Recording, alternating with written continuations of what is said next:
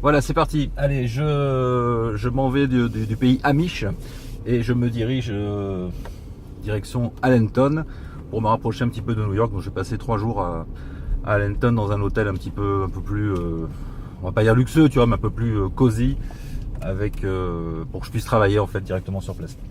Alors, je voulais te parler des Amish et notamment de leur relation à l'ego. Tu vois, l'ego, c'est pour nous devenu primordial, très important. On n'arrête pas, nous, de parler d'ego. On essaie de se libérer de l'ego, ou bien de savoir si l'ego c'est bien, si c'est pas bien, si... Enfin, tu vois, plein de choses comme ça. J'entends parler de ça toute la journée. Et finalement, les Amish, en fait, ils mettent ça en pratique. C'est-à-dire que il y a trois exemples qui me viennent en tête. Je vais te raconter ça. Par exemple, cette idée de photo, tu vois. Quand tu es en pays Amish, on n'arrête pas de te dire fais attention avec les caméras, les appareils photo, parce qu'ils aiment pas trop être pris en photo, etc. Alors au début, je te dis bon voilà, parce que c'est un peu une coquetterie de leur part, ou bien peut-être qu'ils pensent comme les Indiens que la photo leur vole leur âme, enfin tu vois, des trucs comme ça. Et en fait non, c'est juste que pour eux ça n'a aucun sens, et ça a tellement aucun sens que ça en devient interdit. C'est-à-dire que se faire prendre en photo, ou bien prendre un portrait de soi, faire un dessin de soi, une photo, faire une image de soi, c'est bon, déjà ça contredit le fait religieux, tu vois, de dire on fera pas d'image et de dessin de Dieu, et comme l'homme est à l'image de Dieu, donc on fera pas d'image et de dessin de l'homme, c'est pareil. Il y a ça, mais il y a surtout que ça n'a pas de sens, parce qu'il n'y a pas d'individu. C'est-à-dire qu'en fait, il y a une communauté Amish, tu vois, il y a une communauté de gens, mais il n'y a pas d'individu. L'individu n'existe pas. Il existe qu'à travers la communauté. Donc ça rime à rien, si tu veux, de vouloir se mettre en avant en disant t'as vu comme je suis beau, t'as vu comme ceci ou cela. Pour eux, la photo c'est ça, tu vois, c'est une mise en avant. Surtout les selfies, tous ces trucs là, c'est des choses qu'ils comprennent pas du tout, parce qu'en fait c'est une mise en avant de la personnalité dans tout ce qu'elle a de plus égotique justement, et c'est pas du tout logique dans leur système. Ensuite, tu as toutes les notions d'habillement. Tu vois, les Amish sont tous habillés pareil. Donc les hommes ont des espèces de pantalons salopettes noirs avec des chemises blanches, grises, noires, avec un petit chapeau de paille ou un chapeau noir, avec des chaussures noires. Et puis les femmes, elles ont des robes généralement de couleur bleu, grise, noire. Tu vois, bon, il y a quelques exceptions, mais la plupart du temps, c'est plutôt des couleurs assez sombres comme ça, assez neutres. C'est toujours à peu près le même type de robe longue, etc., avec des petites chaussures qui vont bien, sans talons. Et puis il y a le petit fichu comme ça qu'on se met sur la tête, tu vois. Donc il y a une espèce d'uniforme Amish comme ça, qui c'est pareil, c'est vraiment pour dire bon, on fait partie d'une communauté, donc on s'habille comme ça et on se reconnaît entre nous de cette façon.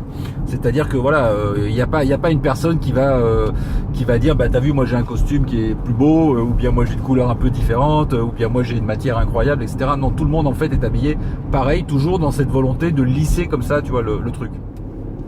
Il faut que je fasse un peu attention où je vais quand même, parce que bon, enfin là a priori je suis sur la bonne autoroute, donc c'est bon, je suis dans le bon sens. Allez, troisième point, en fait, cette notion de j'ai pas d'ego, etc., elle va jusqu'au cimetière.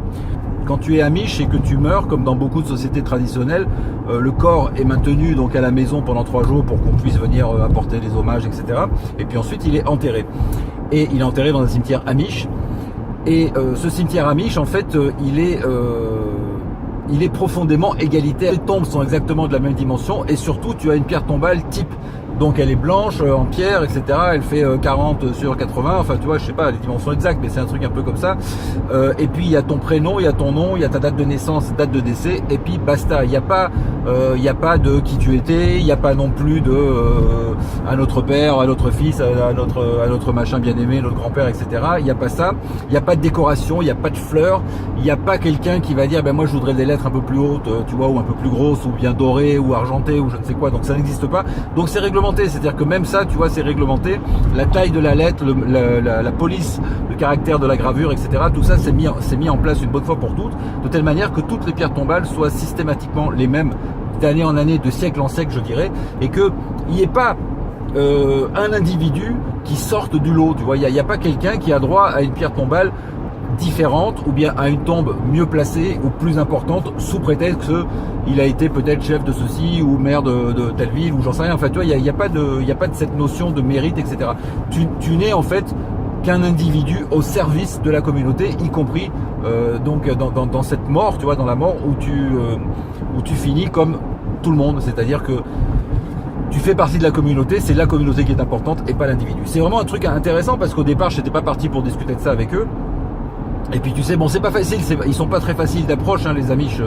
Les Amish sont là en fait pour faire du business, tu vois, et c'est des fermiers, donc ils ont des magasins, ils te vendent, je sais pas moi, des gâteaux, des trucs, du lait, ce que tu veux, tu vois. Ils te vendent beaucoup de produits en bois aussi qu'ils fabriquent eux-mêmes, tu vois, donc il y a des boutiques. Donc tant que tu es dans un esprit comme ça, touriste, boutique, bon, ça roule, tu vois, mais dès que tu commences à sortir un peu de là et vouloir discuter avec eux d'autres choses, c'est un petit peu plus compliqué. Toutefois, bon, tu as quand même des gens qui sont assez disponibles finalement, et on a pu parler un peu de religion, de philosophie, et c'est assez marrant parce que c'est vraiment basé là-dessus, c'est-à-dire qu'il y a plein de choses qu'ils ne comprennent pas de leur point de vue, tu vois, tout simplement parce que ça va pas dans le sens de la communauté, parce que pour eux il n'y a pas d'individu, et ça c'est vraiment un truc assez puissant, tu vois, et beaucoup plus puissant finalement que toutes les méditations ou les machins ou je sais pas quoi qu'on peut se faire à longueur de journée pour libérer ou pour dominer notre ego, alors qu'en fait si tu y réfléchis bien, tu vois, on peut y arriver simplement par l'humilité, et l'humilité c'est vraiment une notion terriblement amiche. Voilà, je te laisse là-dessus, et puis à bientôt pour autre chose. Ciao.